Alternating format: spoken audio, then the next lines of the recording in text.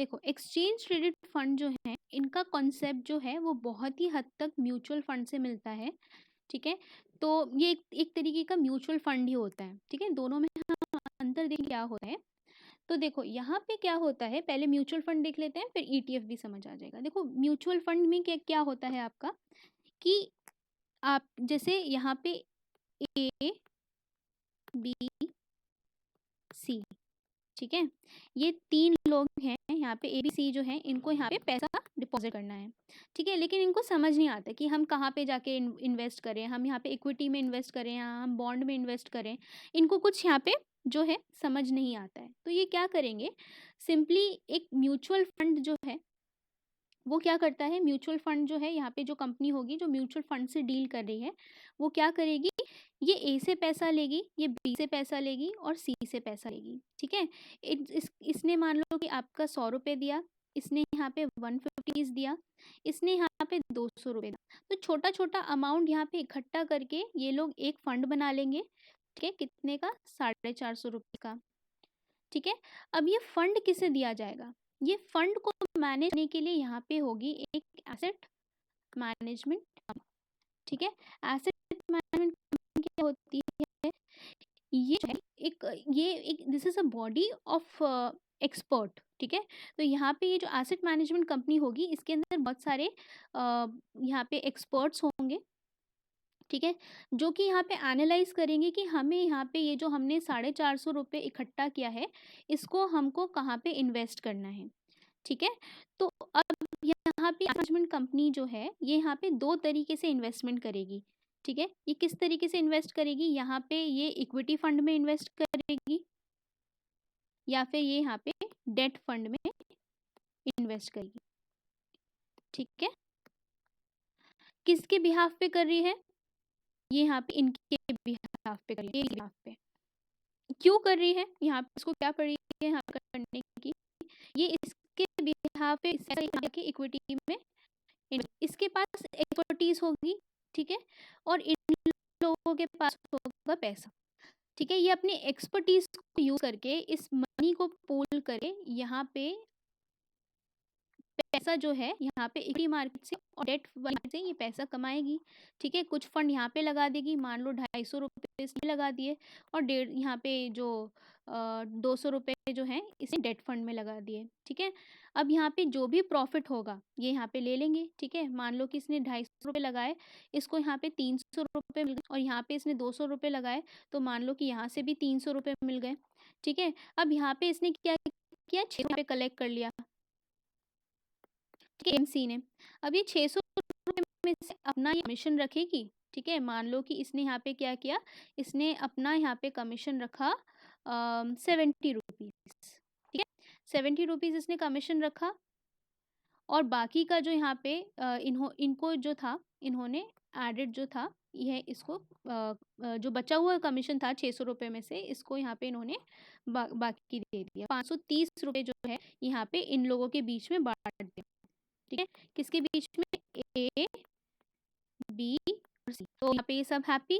ठीक है, इनको इसके बेसिस पे प्रपोर्शन इन्होंने जितना इन्वेस्ट किया था उसके बेसिस पे इनको यहाँ पे ये 530 रुपये में से पैसे मिल जाएंगे। ठीक है, ओवरऑल कंसेप्ट समझ यहाँ पे म्यूचुअल फंड्स किस तरीके से काम करते हैं।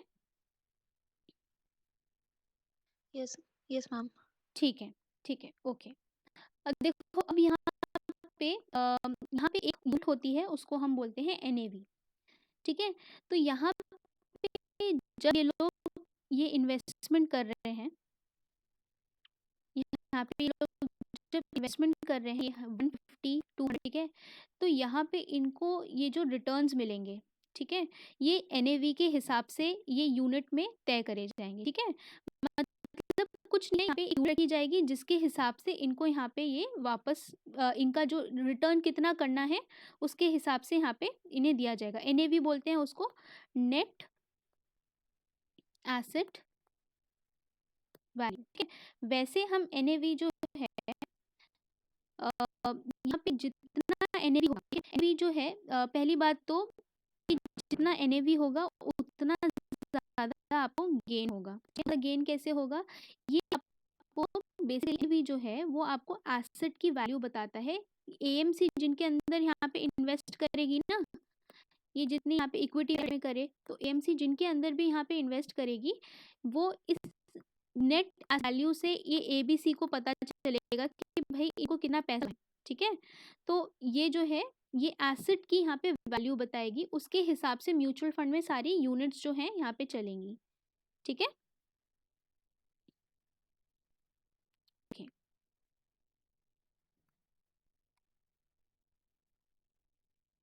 ठीक है, तो यहाँ पे एनएवी मतलब कि नेट एसेट वैल्यू, इसको कैलकुलेट कैसे करते हैं नेट एसेट वैल्यू को? यहाँ पे जितने एसेट्स हैं, ठीक है, asset minus debt upon number of units. ठीक है, तो देखो यहाँ पे ये एसेट का मतलब क्या है? एसेट है कि यहाँ पे ये इक्विटी में जैसे कि इन्वेस्ट कर रहे हैं, तो आपने यहाँ पे जो इन्वेस्टमेंट किया है उसकी मार्केट वैल्यू कितनी है, ठीक है, मार्केट में उसका रेट कितना है, ठीक है, और माइनस यहाँ पे डेट कितना है, डेट कितना है उस कंपनी पे जिस पे भी आप जिसका भी यहाँ पे शेयर खरीद रहे हो, ठीक है, प्लस आपने कितने यूनिट्स में आपने उसके शेयर खरीदे हैं या कितना आपने इन्वेस्ट किया है। ठीक है, तो थोड़ा सा ये कॉम्प्लिकेट होता है, ध्यान रखना कि म्यूचुअल फंड्स में जो यहाँ पे एनएवीज हैं उसके बेसिस पे यहाँ पे जो है ये पूरा कैलकुलेशन चलता है कि कितना रिटर्न, कितना इन्वेस्ट करना है और कितना रिटर्न अपने इन्वेस्टर्स को देना है। ठीक है, अब देखो म्यूचुअल जो है वो यहाँ पे दो टाइप के होते हैं, जैसे हमने देखे थे वैसे ही आपके म्यूचुअल फंड्स होते हैं दो टाइप के। म्यूचुअल फंड जो है आपके एक होते हैं ओपन एंडेड और एक होते हैं आपके क्लोज एंडेड। ठीक है, नाम से एकदम क्लियर है कि ओपन एंडेड यहाँ पे कोई भी एंटर कर सकता है कभी भी, ठीक है, और कोई भी एग्जिट कर सकता है, इसमें कोई रिस्ट्रिक्शन नहीं होती हैं। ठीक है, आप चाहो अपना पैसा जो है यहाँ पे कभी भी लगा सकते हो इस म्यूचुअल फंड में और कभी भी निकाल सकते हो। देखो ये ऐसे क्यों करते हैं, यहाँ एबीसी ने जो पैसा लगाया है एबीसी, ठीक है, 450 रुपीज इन्होंने लगाया। अब ये यहाँ पे क्या है, अगर ओपन एंडेड फंड होगा तो यहाँ पे ये ए बोलेगा बीच में कि मुझे मेरे 100 रुपये वापस कर दो। ठीक है, लेकिन ये एएमसी जो है यहाँ पे 450 का फंड मान के ही तो इसने आगे कैलकुलेशन करी होगी कि भाई मुझे कितना पैसा जो है आगे इक्विटी मार्केट या डेट मार्केट में लगाना है। तो उसका क्या होगा, अगर एक बंदा भी यहाँ पे विड्रॉ कर रहा है तो उसके ऊपर फर्क पड़ेगा क्योंकि ये पूरा एज अ फंड इन्वेस्ट होगा कहीं पे। ठीक है, तो यहाँ पे यही कॉन्सेप्ट आता है कि यहाँ पे एक तो क्लोज्ड एंडेड होंगे फंड जिसमें ये जो है विड्रॉ नहीं कर सकते एबीसी, और एक के अंदर ऑप्शन दिया जाएगा कि ये लोग कभी भी इन्वेस्ट कर सकते हैं और कभी भी यहाँ से ड्रॉ कर सकते हैं। ठीक है, तो ओपन फंड्स में क्या होगा कि यहाँ पे एंट्री वो यहाँ पे कभी भी हो सकती है, इसमें कोई लिमिट नहीं है। ठीक है, और दूसरा आपका क्या है, क्लोज्ड एंडेड में क्या होता है, यहाँ पे आपकी लिमिटेड टाइम के लिए एक लिमिटेड टाइम सीमा यहाँ पे सेट करी जाती है। ठीक है, वो जैसे ही टाइम खत्म होता है उसके बाद यहाँ पे होती है, ये बस एक ऑफर सीमा होती है, वो कहते हैं कि ठीक है एक ऑफर है, इन्वेस्टमेंट ऑफर, इसके अंदर आपको इतना रिटर्न मिलेगा, इतना अच्छा फंड है, इतना मतलब उसको आपको बोलेंगे। ठीक है, और एक पर्टिकुलर समय सीमा के लिए ये लोग बोलेंगे कि आप इसमें इन्वेस्ट करो और उसके बाद ये यहाँ पे खत्म हो जाएगा। ठीक है, अलाउ नहीं किया जाएगा इन्वेस्टमेंट के लिए। तो ये आपका होता है क्लोज एंडेड म्यूचुअल फंड। ठीक है, समझ आया म्यूचुअल फंड्स? मैम हम्म, मैम आपने जैसे ओपन एंडेड वाले में बताया उसमें कोई भी मतलब इन्वेस्ट कर सकता है और इजीली उससे निकल सकता है, तो क्लोज्ड एंडेड में कौन आएंगे और क्लोज एंडेड कौन इन्वेस्ट कर में पाएंगे? क्लोज एंडेड में वो लोग आएंगे जो क्लोज एंडेड कब ऑफर करा जाएगा, जब यहाँ पे आप क्या करते हो, आपकी कुछ बहुत बड़ा ऑफर हो तभी तो आप करोगे इसके अंदर इन्वेस्ट। छोटे छोटे उनको नहीं आप कंसिडर करो, क्योंकि जो छोटे इन्वेस्टर्स रहेंगे उनको अगर ये जो है पहली बात तो इनके पास ज़्यादा नहीं होंगे, और क्लोज एंडेड जहाँ बड़ा प्रॉफिट मार्जिन होता है उस जगह पे यहाँ पे इन्वेस्ट करा जाता है। ठीक है? ताकि क्योंकि ये जो है क्लोज़ पे आप यहाँ पे ले लोगे आप यहाँ पे 2000 करोड़ ले लिया आपने एक से ठीक है? तो आप ऑब्वियसली चाहोगे कि ये जो है ये थोड़ा-सा सेम अमाउंट में आपको मिले और ये यहाँ पे आना-जाना नहीं करे, ठीक है? तो ये जो है ये इसको रिटर्न भी खूब सारा देंगे और बोलेंगे कि थोड़ा-सा फिक्स्ड समय के लिए क्लोज़ एंडेड वाले म्यूचुअल फंड में आप इन्वेस्ट करो। ये वाले ओपन एंडेड में क्या ये 1000-2000 का ये ऐसा मार्जिन रहेगा कि ये इसको जब ये ए माँगेगा अगर ए पे 1000 करोड़ इन्वेस्ट कर दिए, तो यहाँ पे ये इसको वापस माँगेगा कि मुझे अपने 1000 करोड़ दे दो, तो यहाँ पे तो पूरा बैलेंस ही बिगड़ जाएगा ना एएमसी का। तो क्लोज़ एंडेड वो वाले होंगे जो थोड़े लार्जर अमाउंट में इन्वॉल्व करेंगे प्लस यहाँ पे बेनिफिट भी ज़्यादा होगा, ठीक है? क्योंकि यहाँ पे रिस्क एक तरीके का यहाँ पे लॉकिंग पीरियड है, ठीक है? तो ये समझ आ रहा है ना कि ये जो आपके क्लोज्ड एंडेड रहेंगे हाईली प्रॉफिटेबल आपके म्यूचुअल फंड रहेंगे, इसमें भी कम रहेगी और लोग यहाँ पे ज़्यादा भी इन्वेस्ट करेंगे, ठीक है? यस मैम, और अगर कोई बीच में से अगर इसमें से पैसे निकालने के लिए बोलता है तो फिर वो लोग कुछ भी नहीं देते हैं, जितना हाँ, तो वो प्रिंसिपल लोग कुछ अमाउंट नहीं दिया था देंगे। वो दे देंगे।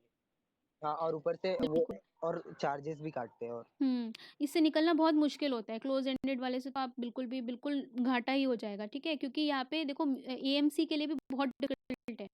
तो ये करेंगे पैसा, ठीक है? ऊपर से इन्होंने क्या होगा, इनके पास खुद के पास तो फंड नहीं है, इन्होंने यहाँ पे लगा दिया इक्विटी में, इन्होंने शेयर्स खरीद लिए, इन्होंने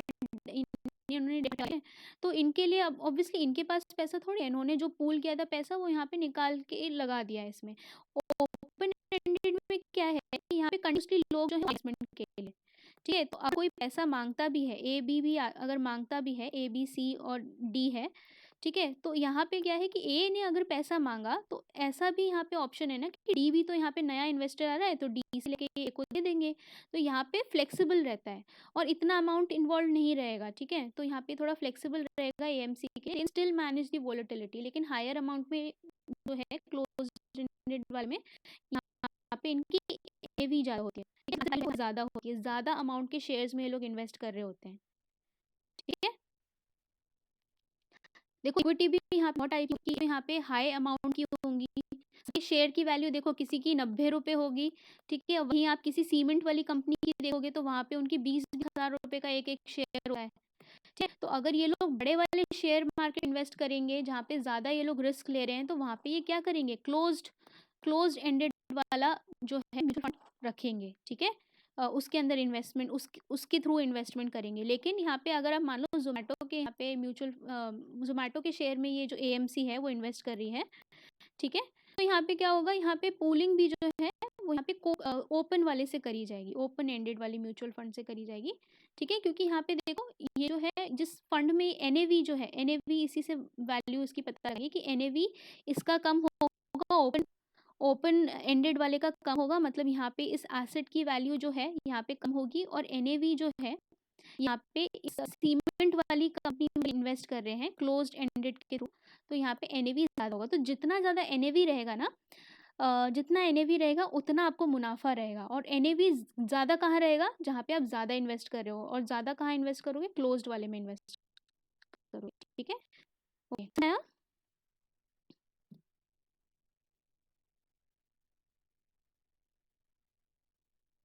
समझ आया या कंफ्यूज हो गए?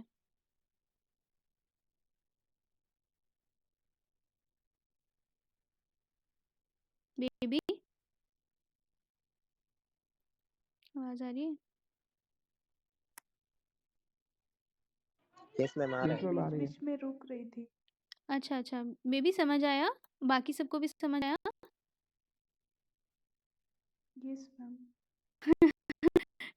कॉन्फिडेंट नहीं लग रहा है, समझ नहीं आ रहा मुझे लग रहा है, ठीक है? देखो कुछ नहीं है इसमें, म्यूचुअल फंड जो है दो टाइप के, एक कभी भी आओ जाओ करो। मैम ये म्यूचुअल फंड आ गया, ओपन-एंडेड और क्लोज एंडेड भी समझ आ गया। वेरी गुड, आ गया ना, बस ठीक है। ओके, तो अब ये म्यूचुअल फंड हमारे हो गए। देखो यहाँ पे म्यूचुअल फंड में याद रखना कि ये मिलेगी, ठीक है? अब हम देखते हैं ये जो एसेट मैनेजमेंट कंपनी रहेगी, ये यहाँ पे अब ये जो इन्वेस्टर कौन होंगे, ये यहाँ पे रिटेल इन्वेस्टर्स रहेंगे, ठीक है? जो छोटे छोटे इन्वेस्टर्स रहेंगे, और एसेट मैनेजमेंट कंपनी क्या होती है, ये यहाँ पे ज़रूरी नहीं है म्यूचुअल फंड से डील कर रही हो, बहुत सारे पेंशन प्लान से डील करती है, बहुत सारे फाइनेंशियल इंस्ट्रूमेंट्स के साथ इसका यहाँ पे जो है डीलिंग रहता है, ठीक है। हेज फंड मतलब बहुत हाई, हेज फंड क्या होते हैं, हेज फंड होते हैं कि भाई 1 करोड़ जो यहाँ पे इन्वेस्टमेंट होती हैं उसको हेज फंड बोलते हैं, ठीक है। हेज फंड मतलब कि यहाँ पे जो बहुत ज़्यादा जो हाई नेटवर्थ वाले जो लोग होते हैं, ठीक है, वो लोग यहाँ पे इन फंड्स में, हेज फंड्स में इन्वेस्ट करते हैं, मानो कि बस वो करोड़ों में चलता है, ठीक है। हेज फंड को भी यहाँ पे डील करी होगी ये एएमसी कंपनी जो है, ठीक है। ये अर्न किससे करते हैं, ये सर्विस फी जो है अपना चार्ज करते हैं, बीच में जो कमीशन लेते हैं, बस ये इनका ये रहता है, ठीक है। और कुछ नहीं। ओके, अब ईटीएफ्स देखते हैं, ईटीएफ्स क्या होते हैं। ईटीएफ हमारे होते हैं एक्सचेंज ट्रेडेड फंड, ये म्यूचुअल फंड की तरह, ठीक है। इसमें भी क्या करते हैं, पैसा पूल करते हैं, ठीक है। इसीलिए इसका नाम क्या है, exchange traded fund. Mutual fund और एक्सचेंज ट्रेडेड फंड किसी टाइप का फंड का मतलब क्या होता है, फंड का मतलब ही होता है कि आप कुछ अमाउंट जो है उसके अंदर धीरे धीरे आप जमा कर रहे हो, ठीक है। फंड का मतलब से आप समझ जाओ, तो ये ईटीएफ भी जो है एक तरीके का फंड है, म्यूचुअल फंड भी जो है वो आपने यहाँ इकट्ठा किया था, सेम ये जो ईटीएफ है ये भी एक टाइप का म्यूचुअल फंड की तरह ही काम करता है, ठीक है। लेकिन इसके अंदर क्या होता है, तो ये छोटे इन्वेस्टर से यहाँ पे पैसा इकट्ठा, ठीक है, स्मॉल इन्वेस्टर से।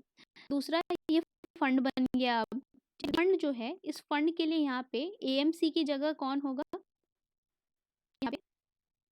यहाँ पे मतलब यहाँ पे भी एसेट मैनेजमेंट कंपनी होगी, यहाँ पे एक फंड मैनेजर रखा जाएगा।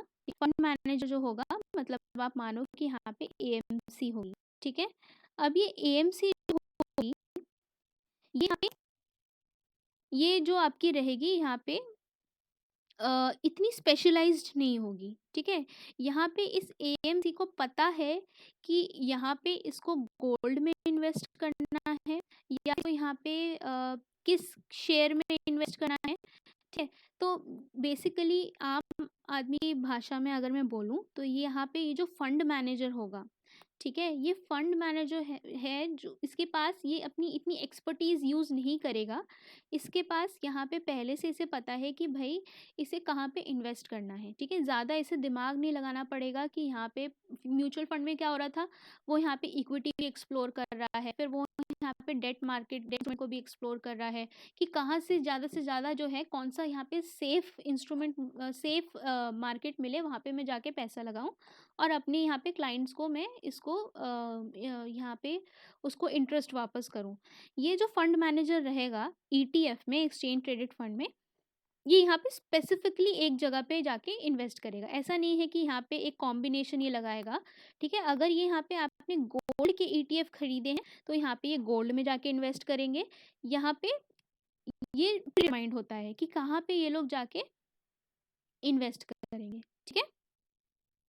तो यहाँ पे ये जो आपका ये फंड मैनेजर जो रहता है, ठीक है, ये यहाँ पे पैसिव मैनेजर रहता है, ठीक है, बस नाम के लिए है, और ये जाके पैसा इसमें लगा देगा। म्यूचुअल फंड में क्या होता है, ये जो एएमसी का बंदा है, ठीक है, ये यहाँ पे एक्टिव मैनेजर रहता है, ठीक है। मतलब ये जो है एक्टिवली डिसीजन लेगा कि पैसा लगना है, ठीक है। सारा जो प्रॉफिट है और जो नुकसान है वो किसके डिसीजन पे यहाँ पे रिलाई करेगा, इस एएमसी पे रिलाई करेगा, एसेट मैनेजमेंट कंपनी पे ही रिलाई करेगा, ठीक है। इसीलिए यहाँ पे जब म्यूचुअल फंड की बात आती है तो म्यूचुअल फंड में ये जो कमीशन भी रखेगा, ये जो एएमसी कमीशन भी जो रखेगा ना, वो बहुत हाई होगा, ठीक है। लेकिन हम ईटीएफ की बात करें तो यहाँ एज अ पैसिव रोल जो देख रहे हैं, तो यहाँ पे जो कमीशन रहेगा, ये लोग जो सर्विसेज के लिए चार्ज करेंगे कम होगा, ठीक है।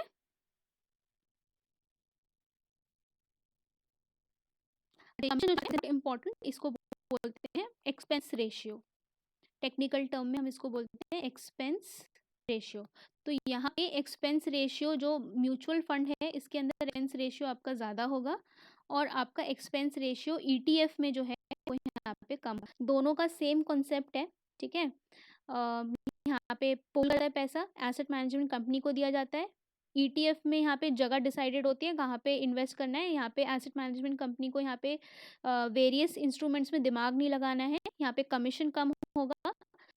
सेम यहाँ पे म्यूचुअल फंड में थोड़ा सा कॉम्प्लिकेटेड होता है, यहाँ पे प्रॉफिट बनाने की कोशिश करी जाती है, इसीलिए यहाँ पे क्या है, एक्टिव मैनेजमेंट, यहाँ पे एक्टिव फंड मैनेजर की ज़रूरत होती है। AMC जो है यहाँ पे ज़्यादा सर्विस चार्ज जो है चार्ज करती है। एक्सपेंडिचर जो है यहाँ पे म्यूचुअल फंड में ज़्यादा होता है। ठीक है, समझ आया?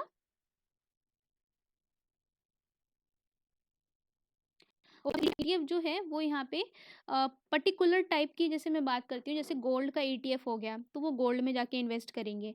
अगर ये ETF जो है वो यहाँ पे पब्लिक सेक्टर वाली कंपनीज हैं उसकी शेयर्स में इन्वेस्ट करना होगा तो वहाँ पे करेंगे। अच्छा, तो इससे मतलब क्या है मेरा, यहाँ पे आपने सुना होगा CPSEs।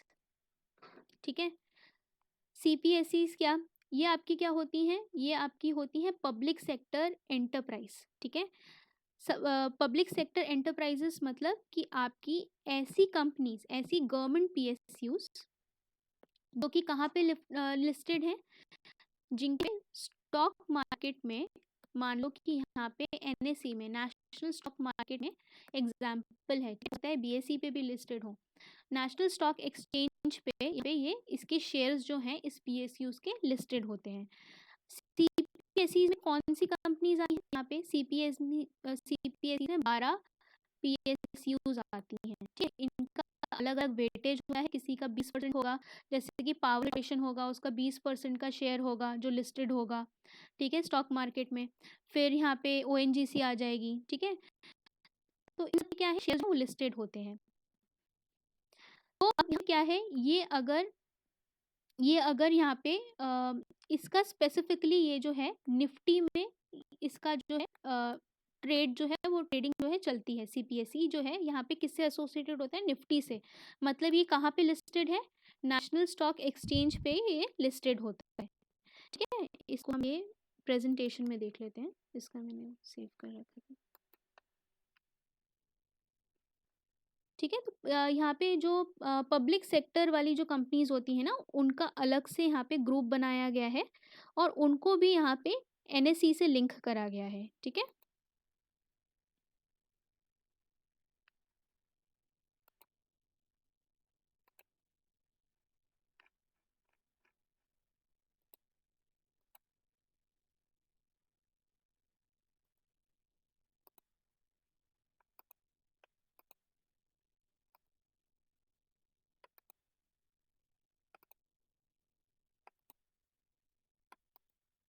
ओके, देखो ये है CPSEs वाली कंपनीज।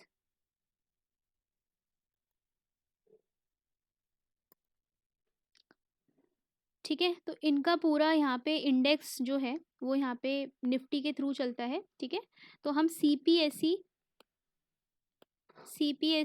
निफ्टी देखेंगे।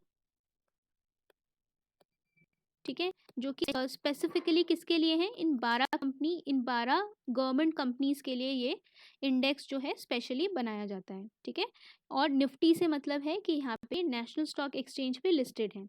कौन सी है, यहाँ पे जो पावर ग्रिड कॉरपोरेशन है, NTPC है, कोल इंडिया लिमिटेड है, ये सारे जो है इनके शेयर्स क्या हैं, यहाँ पे पब्लिक के पास है, पब्लिक लिस्टेड कंपनीज हैं ये। ठीक है, कितने शेयर्स हैं यहाँ पे, इसके 19%, इसके 20%, इसका 20.98%। ठीक है, तो इस तरीके से यहाँ पे इन शेयर्स जो हैं ये लिस्टेड हैं, इसीलिए यहाँ पे पब्लिक लिस्टेड कंपनीज हैं और ये CPSE का पार्ट है अलग से। ठीक है, तो यहाँ पे आप जब ट्रेड करते हो तो गवर्नमेंट वाली कंपनीज का अलग से रहता है। ठीक है,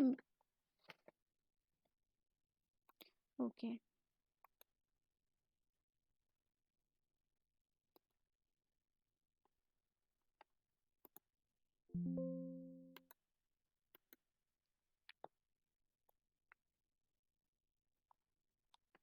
ठीक है, तो यही है ETF जो है यहाँ पे, ये वही आपके ट्रैक करेंगे, ये ट्रैक करेंगे उसकी सिक्योरिटी की परफॉर्मेंस। ये फंड जो होगा इन्होंने ऑब्वियसली कहीं पे इन्वेस्ट कर रखा होगा, है ना। अगर ये क्या करेंगे स्पेसिफिकली, ये तो या तो यहाँ ये CPSE अगर सीपीएसई में जाके इन्वेस्ट करें, मान लो कि ये जो है यहाँ पे इन्होंने पूल करके यहाँ पे ईटीएफ जमा किया, ठीक है, ईटीएफ फंड जमा किया, फिर ये जाके इन्वेस्ट करेंगे, ठीक है। अब ये किस में इन्वेस्ट करते हैं उसके बेसिस पे इस ईटीएफ का नाम पड़ेगा, ठीक है। तो दो तरीके के यहाँ पे ईटीएफ आते हैं। पहला ईटीएफ होता है इंडेक्स ईटीएफ, ठीक है। इंडेक्स ईटीएफ है कि मतलब स्पेसिफिकली जब ये अभी आपको मैंने बताया ना कि सीपीएसई का यहाँ पे निफ्टी इंडेक्स होता है, ठीक है। मतलब जो 12 कंपनी जो हैं जो नेशनल स्टॉक एक्सचेंज पे लिस्टेड है, ठीक है। तो अब ये जो यहाँ पे जो ईटीएफ यहाँ पे जो पूल करा गया है पैसा, ये स्पेसिफिकली यहाँ पे कहाँ पे इन्वेस्ट करेंगे, ये इस सीपीएसई में जाके इन्वेस्ट करेंगे। समझ आ रहा है? अभी मैंने आपको बताया था ना कि यहाँ पे जो एसेट मैनेजमेंट कंपनी है उसको पहले से डिसाइडेड होगा कि उसको कहाँ पे जाके इन्वेस्ट करना है। तो जब ईटीएफ की बात करते हैं तो यहाँ पे जो किस इंडेक्स में जाके ये इन्वेस्ट करेंगे वो डिसाइडेड होगा कि इन्हें यहाँ पे बीएसई के लिस्टेड कंपनीज में जाके इन्वेस्ट करना है या फिर इन्हें सीपीएसई वाले निफ्टी में जाके इन्वेस्ट करना है, ठीक है, मतलब एनएससी वाले में इन्वेस्ट करना है, या फिर इनको यहाँ पे नॉर्मल निफ्टी में जाके इन्वेस्ट करना है। किस में इन्वेस्ट करना है ये पहले से प्री डिसाइडेड होता है, ठीक है। तो एक तो होता है यहाँ पे इंडेक्स ईटीएफ, दूसरा यहाँ पे होता है गोल्ड ईटीएफ, ठीक है। गोल्ड ईटीएफ का मतलब होता है कि यहाँ पे ये जो ईटीएफ है उसका पैसा कहाँ जाएगा, गोल्ड खरीदने में जाएगा, ठीक है, okay. Deposit instead of shares, shares नहीं खरीद रहे हैं ये लोग, यहाँ पे इंडेक्स में क्या कर रहे थे वो लोग, शेयर्स खरीद रहे थे, यहाँ पे क्या खरीद रहे हैं ये लोग, गोल्ड खरीद रहे हैं, ओके।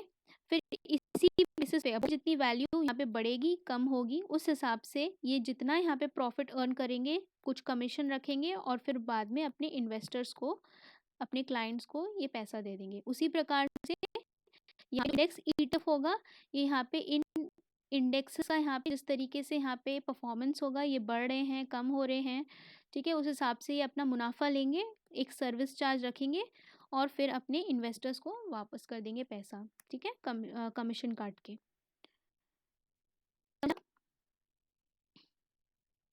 Yes ma'am. ठीक है, कुछ पूछना है?